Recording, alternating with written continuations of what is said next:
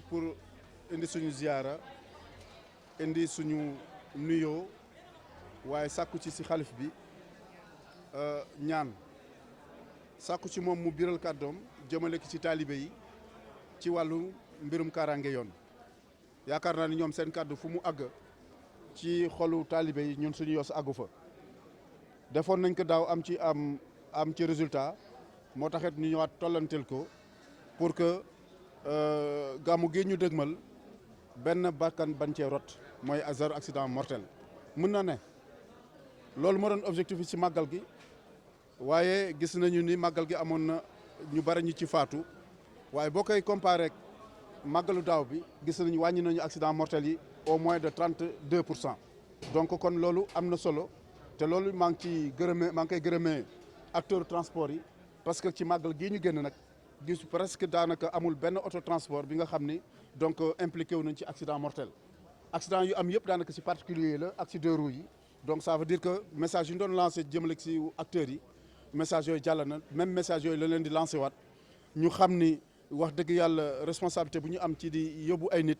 moo leen war a may ñu war a am benn comportement te comportement responsable boobu am nañ ko buñ ko tollantee ci gàmmu gii ñu dégmal yàlla mën nañu may ñu am gàmmu ak zéro accident mortel.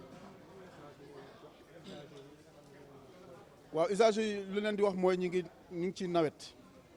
mu tombeek gàmmu ñëpp xam nañu ñu ngi dégmal kër diine yi rawatina Tivaouane ak Kaolack gële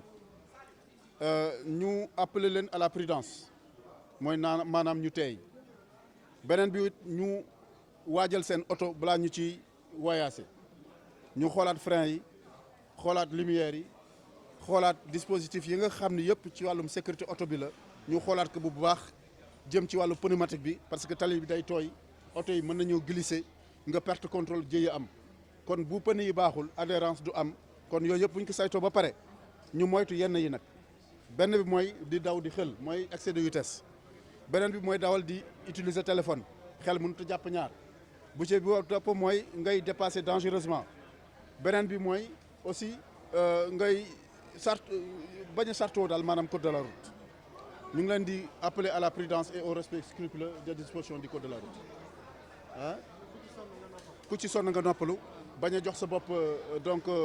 objectif ban heure nga war a àgg parce que boo joxe sa bopp objectif rek day tax nga xel te xel yooyu mën na indil musiba. yoon bi aussi seet nañu yoon jëm Mexe ba Kébémer seet nañ fay accident yu bëri fa lay am même ci CRD yi passé waxoon nañ ko est-ce que yéen ci matukaay yi ngeen di jël am ngeen ay pexe yu ngeen jël pour vraiment éviter accident bi si yoon yooyu. waaw ni nga ko waxee noonu la yoon boobu muy national 2 bi bokk na si yoon yi nga xam ni accident yu bëri dafay faral di am moo tax ni nga ko waxee CRD yi nga xam ne organisé woon nañ ko dem ci région yëpp jël nañ ci ay matuwaay yi nga xam ni tey jalonnement police ak gendarmerie dina tax ba daanaka dina maanaam dissuader képp ki nga xam yaa ngi dawalee nu dul noonu boo gisee présence su alkaati wala gendarme bu ñu taxawee di nga xam ni boo defee jëye wala nga jéggi charte jéggi yoon li yoon wax dina dal sa kaw donc loolu disposition yu ñu jël la yeneen disposition yi mooy waxtaan ak acteurs yi mooy transporteurs yi ak syndicats yi ak chauffeurs yi ñoom ñu jël campagne bi def ko seen yëfu bopp te defoon nañ ko ci màggal gi gàmmu gi aussi ñu ngi leen di appuyer ànd ak ñoom. am na juróom benn nit yi nga xam ne faatu nañu ci moto Jakarta lañ nekkoon te waxoon nañu interdire nañu moto Jakarta muy def voyage interurbain mooy dëkk ak dëkk mën ñu nekk si biir dëkk bi di yóbbu nit ñi waaye ñuy charte woo code de la route ñuy takk casque de sécurité ñu am assurance ñu am donc visite technique yooyu yëpp mu ngi si disposition yi waaye su mënta ñàkkee nañu am vraiment casque de sécurité te ñu respecté code de la route luy war borom oto bi ci respecté code de la route moo war borom moto bi te yaakaar naa ne ñoom bokk nañ ci usage yu gën a vulnérable ñoom ak piéton yi ñooy am te ñoom bu ñu conscient wul si yoolu rek liy dee dina bëri lool wala luy gaañu dina bëri lool wala jéey dina bëri lool ci wàllu deux roues yi yaakaar naa ñu ngi leen di sensibiliser waat encore ci gàmmu gi ñu nekk am na plan de circulation bi nga xam ni donc kilifa dëkk bi teg nañ ko tëral nañ ko charte woo respecté ko bu ñu ko respecté woo yaakaar nañ li ñu wut ci accident yi ci wàllum wàññeeku yàlla mën nañ ko may incha allah.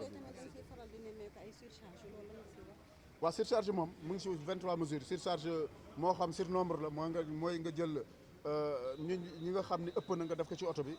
surcharge mooy nga jël bagage yu ëpp tekk ci nga oto loolu yëpp code de la route dàq na ko te yaakaar naa ni fu ñu toll nii ay la yoon nag mi ngi wàññeeku depuis ñu ngi appliqué 23 mesures ay la yoon nag acteurs yi vraiment ñu ngi chartoo loolu te buñ ci gënee góorgóorlu rek yàlla mën ñu may ay ndam. Omar Gueye, directeur général agence nationale de sécurité routière ANASER. Alors aujourd'hui nous sommes venus à Tivaouane en prélude du grand Gamou du Maouloud qui est organisé ici à Tivaouane pour d'abord recueillir des prières du Khalife et donc solliciter de sa part donc un message de sensibilisation à l'endroit des pèlerins, des talibés qui vont relier Tivaouane, les foyers religieux, pour qu'on ait vraiment une édition avec zéro accident mortel. Donc l'objectif a été atteint. On a été très bien reçu par le Khalife. Je pense que le message qu'il vient de délivrer donc n'est pas tombé donc dans l'oreille des sourds et que les pèlerins donc pourront effectivement utiliser ce message-là, les conseils qu'il a donnés pour vraiment mieux se comporter sur nos routes. Donc je suis venu sur instruction du ministre Mansour Faye, ministre des Infrastructures, des Transports terrestres et du Désenclavement. Cela entre dans le cadre global donc, des programmes de sensibilisation lors des grands événements, mais aussi sur donc, la mise en œuvre du programme national de lutte contre l'insécurité routière que l'Agence nationale de sécurité routière est en train de coordonner. Alors, M. Gaye, au-delà de votre délégation de recevoir d'être reçu par le marabout, est-ce que vous avez eu à vous en tenir avec les transporteurs qui généralement conduisent les véhicules? Oui, tout à fait. Bon, dans ma délégation, donc, les transporteurs m'ont accompagné. Donc, c'est pour dire effectivement cette dynamique unitaire qu'on a eue avec les syndicalistes, les transporteurs. C'est le lieu de les remercier pour leur mobilisation et leur disponibilité.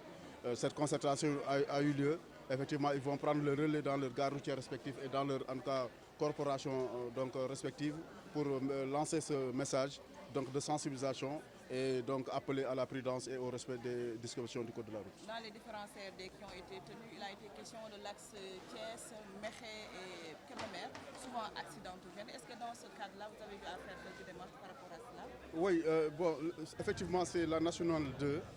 Je pense que c'est donc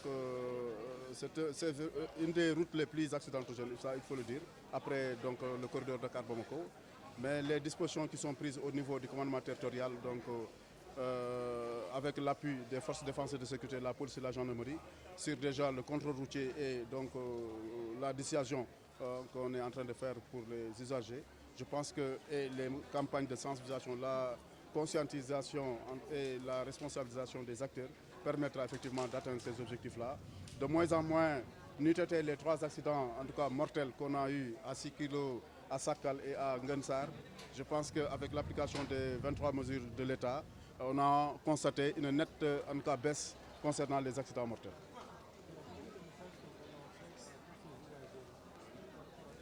Oui, le message, c'est de respecter les dispositions du Code de la route. Nous sommes dans une période pluvieuse,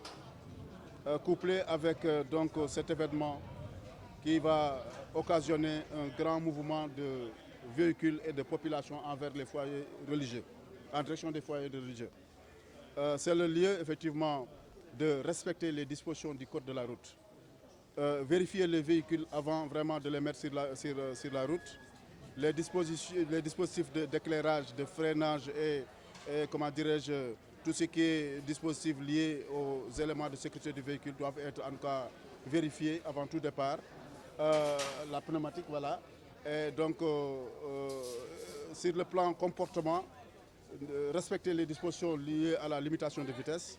respecter le port de ceinture de sécurité, éviter de téléphoner ou bien de téléphoner en conduisant. Et vraiment les autres dispositions qui permettront effectivement de pouvoir en tout cas se donner des chances pour avoir en tout cas une édition ou bien un voyage sans incident ou sans accident mortel. Les mesures qu'on a prises pour les motos Jakarta, parce qu'ici à Tivaouane, il y a tous les motos Jakarta. Oui, donc au niveau urbain, effectivement, les motos Jakarta seront de mise parce que c'est une réalité qui est là. Mais l'essentiel que ces usagers comprennent qu'ils sont des usagers vulnérables.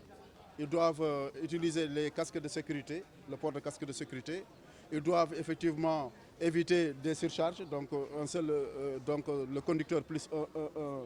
comment dirais-je, Donc un voyageur suffit sur une moto. Donc vraiment respecter les dispositions du code de la route. Je pense que les interdictions qui sont faites